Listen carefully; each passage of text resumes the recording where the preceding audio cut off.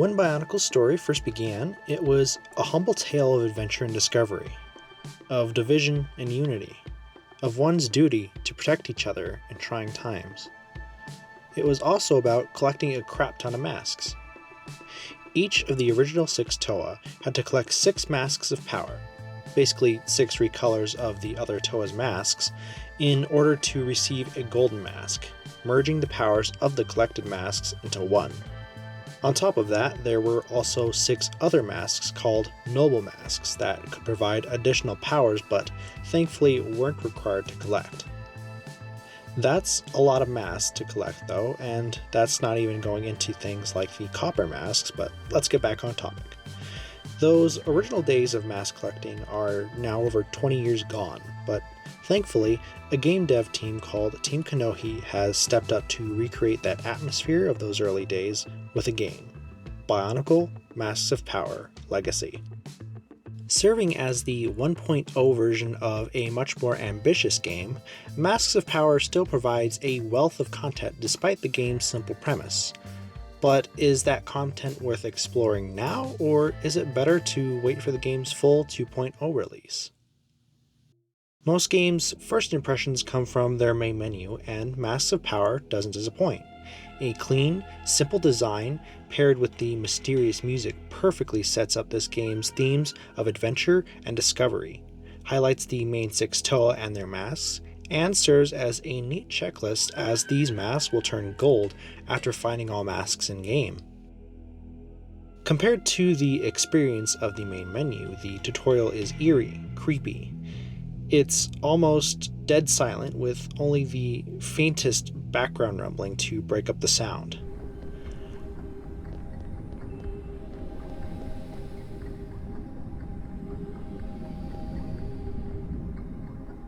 While there are features around which represent the Toa, which change in real time as you swap characters, that's pretty cool, the majority of the surrounding architecture consists of smooth, black stone. In retrospect, this eeriness makes sense, as this whole tutorial is a vision given to us by this little guy, to prepare us for the world that awaits. And it's this guy that gives us our ultimate quest: collect the 6 great masks of power, 36 for each Toa, and with that, we're thrown into the world. The Toa you chose before starting a new game determines your starting location, but at any moment in time you can freely swap between the 6 Toa, accessing their mask powers and elemental abilities. Some of these powers are much more useful than others. Starting with Gali, her Kanohi Kaukau, the Mask of Water Breathing, is both pitiful in lore and in-game. She can breathe underwater. Great. Her elemental ability is a blast of water, which pushes away nearby enemies. This would be useful as crowd control, but it doesn't really deal any damage, and more often than not, enemies in groups aren't much more dangerous than single targets. Tahu's mask is the iconic Kanohi Hao, the Mask of Shielding. Like the name implies, using it creates an impenetrable shield around the user. Unfortunately, in-game, it's also somewhat useless, as any damage it blocks transfers the damage to your stamina, which results in it being able to block only a couple of hits, and leaves you low on stamina after it pops. Thankfully, Tahu's elemental power is much more useful, as it's this lava surf ability that allows you to dash through multiple enemies. It's a great way to dodge, keep distance, and deal damage to groups, and was probably one of my favorite abilities to use. Liua's Kanohi Miro, the Mask of Levitation, is both one of the more fun masks to use and the most useful. Using it basically turns on moon gravity, allowing for higher jumps and slower falling, making it easy to get to high up places. His elemental ability isn't too bad either. It's a blast of air that damages and pushes back enemies, even able to hit multiple targets if they're packed close enough.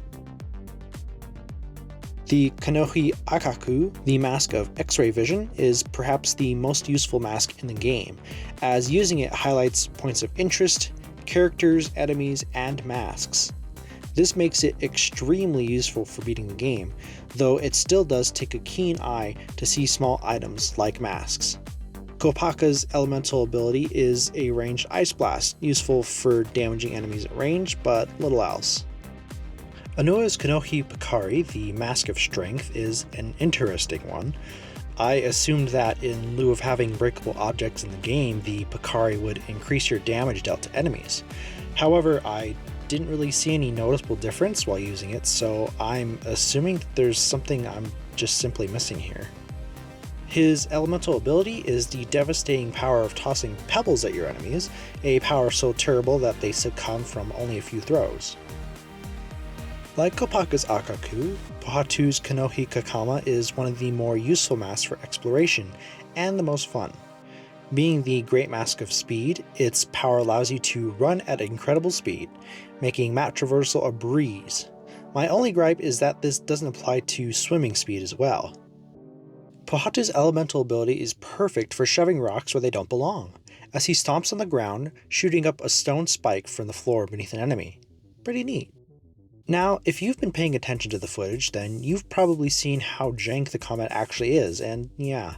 It's clear from the rest of the game that the developers' focus was on creating the island of Motunui and filling it with interesting places to explore, setting the combat on the back burner until 2.0. It's not terrible, just something to be aware of if you want to play this game. So let's get back to the meat of this game, the exploration. The environments of Masks of Power are both surreal and beautiful. Many areas look like they've stepped straight out of early 2000s animations, as they're made up mostly by odd geometry and flat textures, and that's great. Going through these environments feels not only like going through the world of Bionicle, but the surrealism and liminal environments found in early animation and 3D games as well. It helps tie Masks of Power to the early 2000s and helps promote its air of mystery and exploration well, as the island Motunui really does feel like an alien environment. To add to the early 2000s aesthetic, the designs for many locations come straight from sources like the Motunui online game and the movies, but we'll talk some more about those locations once we visit them. Back to the game, we've just washed up on an unknown shore, the world open to us, and a single quest in the upper right. Visit the nearest village. For me, this village was Gakoro, the water village, and if you've played the Motunui online game, you'll immediately recognize this place. Now, each Toa has an introductory quest you'll have to do in each village, which basically consists of having to talk to familiar Matoran who worry about the village Turaga being missing.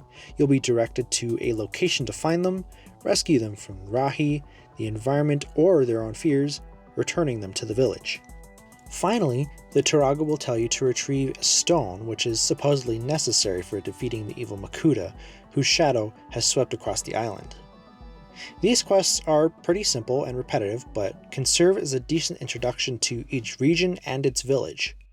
What's really interesting about these quests is that, invariably, the Matoran and Turaga speak to the Toa as if they know them, and are often puzzled that the Toa seem so clueless.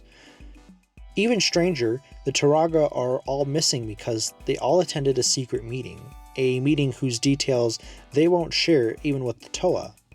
Clearly, there's something more going on here than a simple quest to collect masks. There's nothing we can really do about this other than continue our hunt, while also helping any Matoran in need.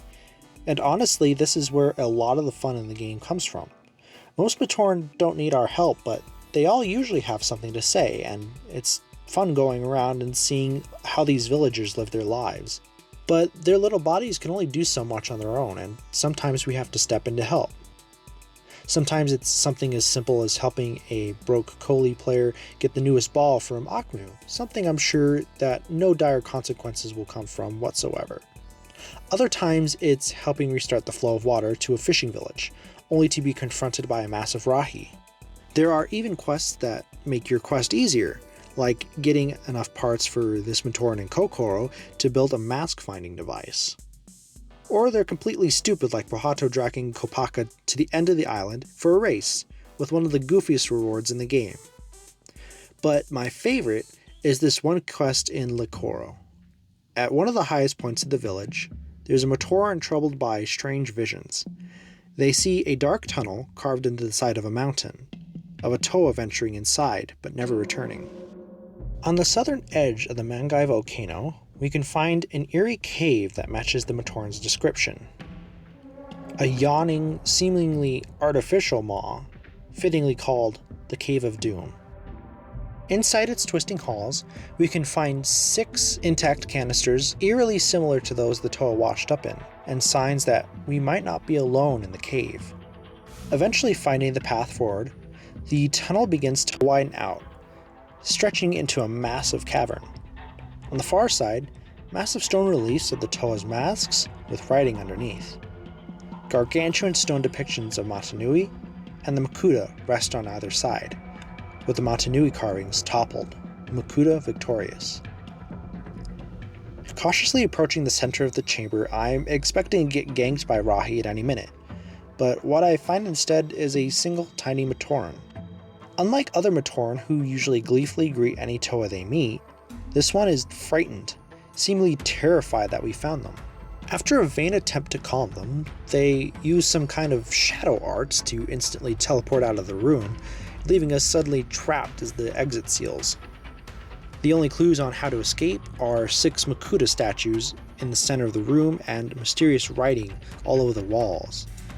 The solution isn't too complicated, providing you can actually read the Matoran alphabet, which I admittedly had to brush up on, or use the Mask of Translation, but that's no fun.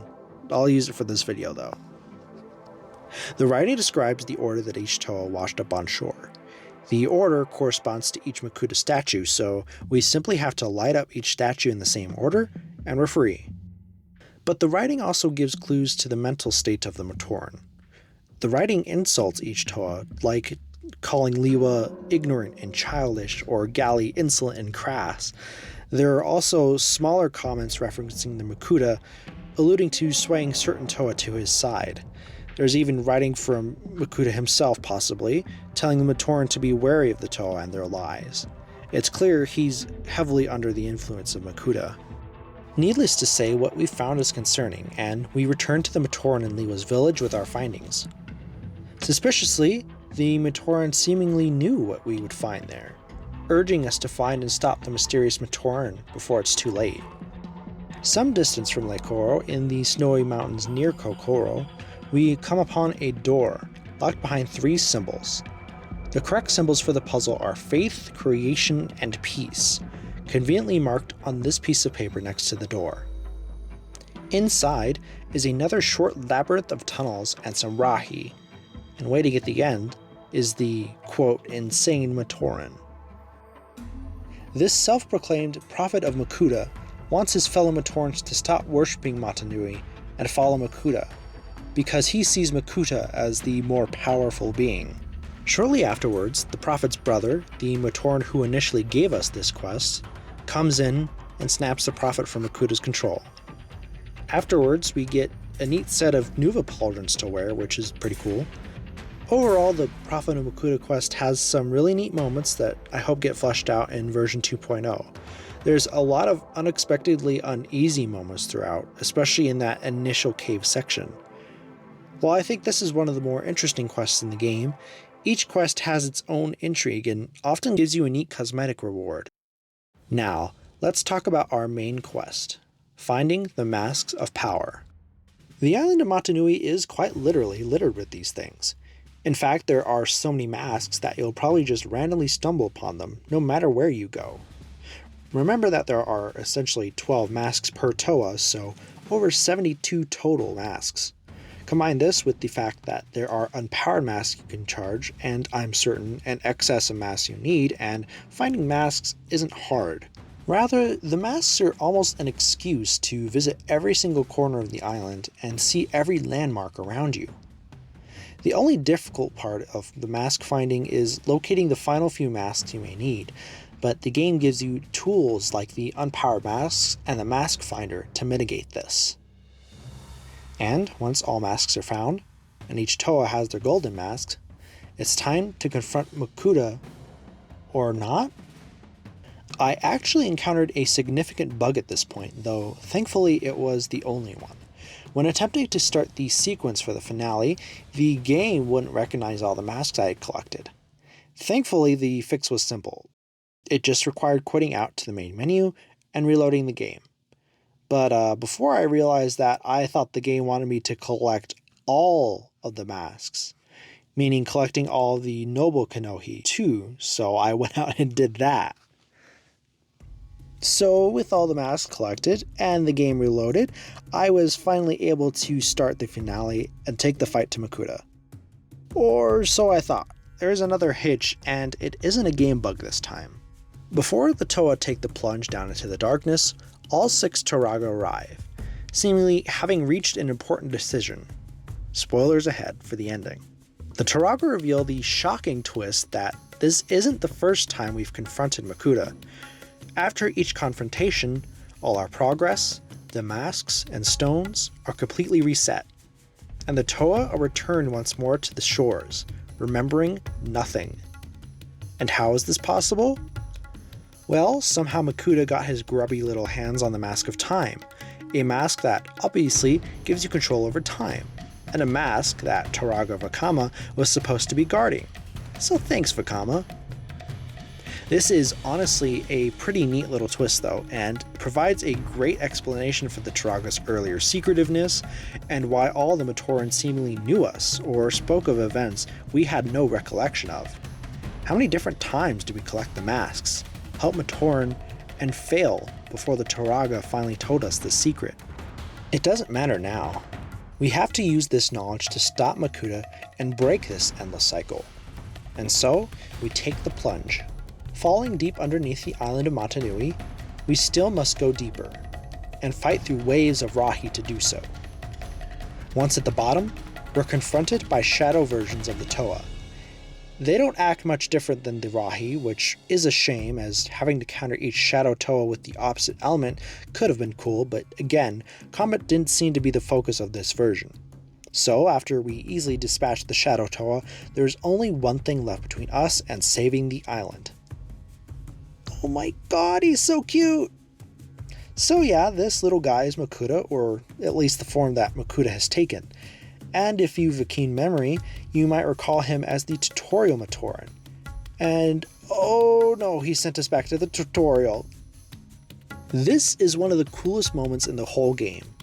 Getting sent back to the tutorial, realizing that Makuta was with you since the beginning, and was probably watching your whole journey for fun, it's amazing. Thankfully for us though, the Mask of Time has made Makuta overconfident, and instead of sending us to the start of our journey, he continues to try and toy with us, taunting us throughout the tutorial, and sending the Shadow Toa after us once again. Each Toa struggles against an evil version of themselves, but after overcoming Makuta's challenges, we are finally able to return to confront him, combining all of their elemental powers to destroy his physical form. With that, Makuta loses his grip on the Mask of Power and is nearly defeated, but the chaos of the battle causes the entire cavern to collapse. As the rocks fall from above, Makuta takes delight in our imminent demise. With the end near, there's seemingly only one thing the Toa can do: use the Mask of Time, resetting all of their progress and their memories, but keeping the mask from Makuta's grasp this time. Despite losing their progress, the Toa have hope that they can succeed once more, because it is their destiny to defeat Makuta, their duty to the Matoran, and their unity that makes it all possible. Masks of Power, while simple, is an extremely fun and cozy game, perfect for when you want to set aside your worries and feel the excitement of exploration. It has tons of charm and plenty of secrets to find, and works as a really interesting prequel to the real Masks of Power story. If you're at all interested in this game, it's available for free on itch.io, and I highly encourage you to experience it for yourself. With that said, thank you so much for watching, and have a great day.